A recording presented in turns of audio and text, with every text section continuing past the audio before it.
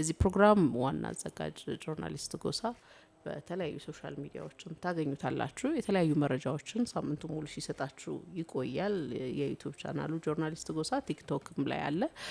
ትላንትና ደግሞ አንድ መረጃ ሼር አድርገ ብዙ ሰዎች መነጋገሪያ አድርገውት ነበር። እኔም ደግሞ ምነካው ጎሳ ብያለሁ።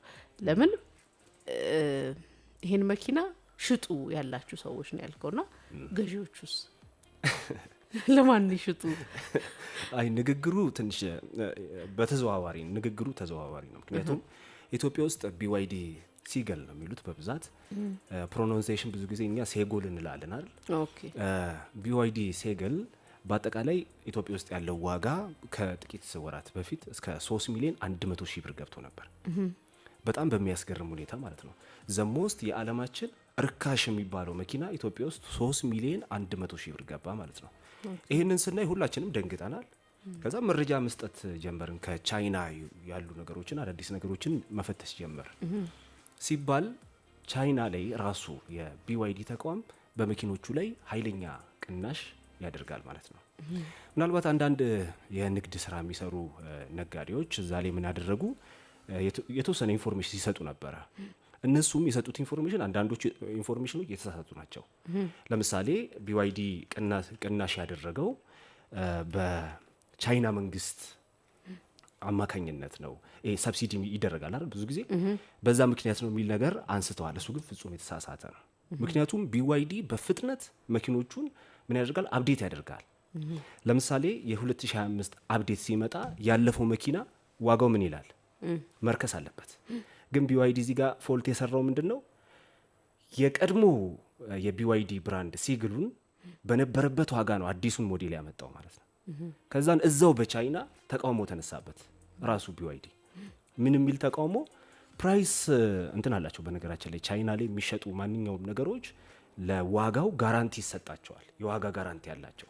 ለምሳሌ የገዙበት ዋጋ በገዙበት ዋጋ በነጋታው ወይ በ3 ቀኑ ዋጋ ቢቀንስ ካምፓኒው መጠየቅ ይችላሉ። አሁን ይህ ሲስተም ኢትዮጵያ ውስጥ የለም። ብዙ ሰው የሚደነግጥበት ትልቁ ምክንያትም ይሄ ነው። ዋጋ ድንገት ይወርድና የገዙት ሰዎች አንቺ አሁን 3 ሚሊዮን 100 ሺህ የገዛ ሰው በጣም ብዙ ሰው አውቃለሁ። መኪናው ከገዛ በሳምንቱ መኪናው አሁን ላይ 2 ሚሊዮን 700 ሺህ እየሸጣለሁ። ከዚህ በላይም ዋጋው ገና ይወርዳል ተብሎ ነው የሚገመተው። የመኪናው ገና ይወርዳል። ምክንያቱም ትክክለኛ መረጃውን ከነገርሻቸው አንዳንድ ሰው ይደነግጣል። መኪናውን 3 ሚሊዮን 100 ሺህ ወርድ ይገዝቶታል። ምንም ማድረግ አትችልም። በዛ ላይ ደግሞ የኤሌክትሪክ መኪኖች ዴይሊ በየቀኑ አዳዲስ ነገሮች አፕዴቶች እየወጡ ነው የሚገኙት። አዳዲስ ባትሪዎች እየመጡ ነው ያሉት። ለምሳሌ በ18 19 3 አማራጭ ነው ያለሽ። ስቲም ኢንጂን አለ፣ የነዳጅ አለ፣ ኤሌክትሪክ አለ። የኤሌክትሪኩ ሊዳሲል ስለሚጠቀም አቅሙ ትንሽ ነው። ብዙ ነገሩ አነስ ያለ ስለሆነ በዛ ጊዜ ሞቶ ነበር የኤሌክትሪክ መኪና። አሁን ላይ ግን አማራጩ ራሱ የኤሌክትሪክ መኪና ብቻ ነው ኢትዮጵያ ውስጥ። ገብቶሻል አይደል? ስለዚህ አማራጩ ብቻ የኤሌክትሪክ መኪና ብቻ ስለሆነ አሁን ላይ ኢትዮጵያ ውስጥ ያለው አማራጭ ሰው በግዴታም ቢሆን ያንን መኪና እየገዛ ነው የሚገኘው። ሲገዛ ግን እኔ አሁን መመክረው ምንድነው? ለዋጋ ጋራንቲ ይጠይቁ።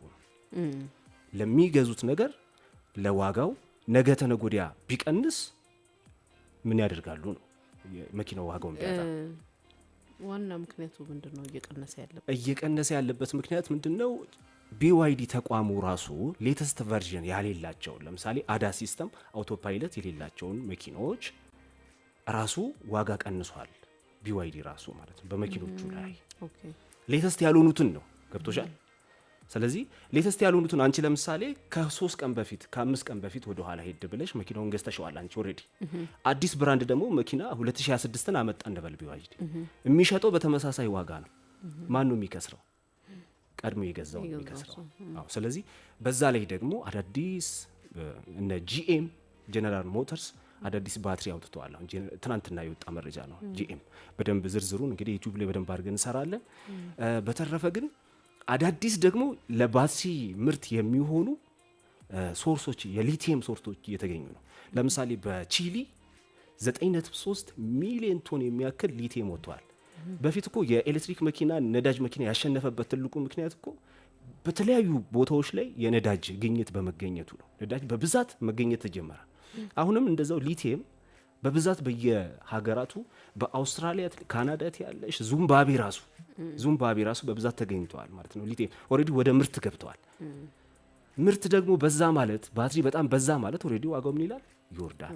የቢዋይዲ ብቻ አይደለም የሁሉም የኤሌክትሪክ መኪኖች ነው። እዚህ ጋር ጥንቃቄ መደረግ አለበት። በተለይ ፕራይስ ጋራንቲ ያስፈልጋል የምልበትም ትልቁ ምክንያት እዚህ ጋር ነው ኤሌክትሪክ መኪኖች ላይ። ስለዚህ ይሄንን ቢጠይቁ አሪፍ ነው። ምክንያቱም ራሱ መኪናውን አስመጥቶ የሚሸጠው አካል ራሱ ከቻይና የፕራይስ ጋራንቲ ያለው ራሱ ገብቶሻል። ፕራይስ ጋራንቲ ተቀብሎ መጥቶ እዚህ የማይሰጥበት ምንም ምክንያት የለውም። አብርሃም ስዩም ስለ ኳሊቲ አንዳንድ ነገሮችን በኋላ በደንብ ሲያነሳለን በደንብ ግልጽ የሚሆንላቸው ይመስለኛል። ስለዚህ አሁን ለምሳሌ ቺሊ የተገኘው 9.3 ሚሊዮን ቶን ሊቲየም በሚገርምሽ ሁኔታ ለምሳሌ ቢዋይዲ ኢቱን 4 ቢሊዮን መኪና ማምረት ይችላል። ቺሊ ብቻ ያለው ማለት ነው። በባህር አካላት ላይ ደግሞ ወደ 230 ሚሊዮን ቶን ቢሊዮን ቶን የሚያክል የሊቲየም ክምችት ተገኝቷል በዚህ ሰዓት ኦልሬዲ ወደ ምርት የሚገባ ማለት ነው። ስለዚህ እሱ ማለት ምን ማለት ነው? ቢዋይዲ ኢቱን 18 ትሪሊየን ቢዋይዲ ኢቱን 40 ኪሎዋት አወር የሚያክል ባትሪ ማምረት ይችላል። ስለዚህ ነገ ተነገ ወዲያ የሚመጣው የዋጋ ቅናሽ አደገኛ ነው። በተለይ አዲስ መኪና የምትገዙ ሰዎች ጥንቃቄ ማድረግ አለባችሁ ነው። እቺን ለማስተላለፍ ነው። የዓለማችን ርካሹና ቅንጡ መኪና ኤስሲኦ1 ከዚህ በኋላ እነዚህን የመሳሰሉ መኪኖችን ለመንዳት ቢሊየነር መሆን አይጠበቅበትም። ጀስት በአይዲ4 ዋጋ ንደው በቃ አሽከርክረው ይህንን የመሰለ መኪና የዓለማችን ርካሹና ቅንጡ መኪና። አሁንም ቻይና ዓለምን ማስደመሟን ቀጥላለች። ቻይና እጇን ታጥባ የሰራችው አስደናቂ መኪና ኤስሲኦ1 ዋጋውን ስትሰሙ ደግሞ ትገረማላችሁ።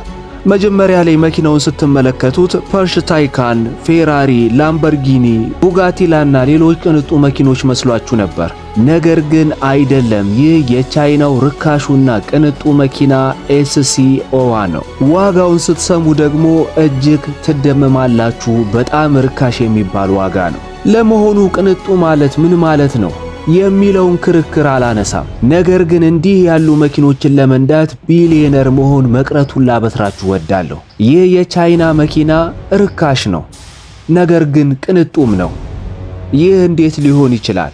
ርካሽነትንና ቅንጡነትን እንዴት አያያዝካቸው ትሉኝ ይሆናል። ሰላም የተከበራችሁ የቻናሌ ቤተሰቦች እንደምን ሰነበታችሁ?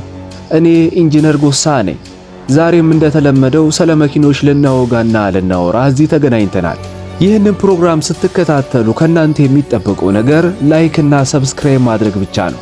በፍቅር ነው የምጠይቃችሁ። ላይክ ሰብስክራይብ አድርጉ። ይህ መኪና ርካሽ ነገር ግን ቅንጡ መኪና ነው።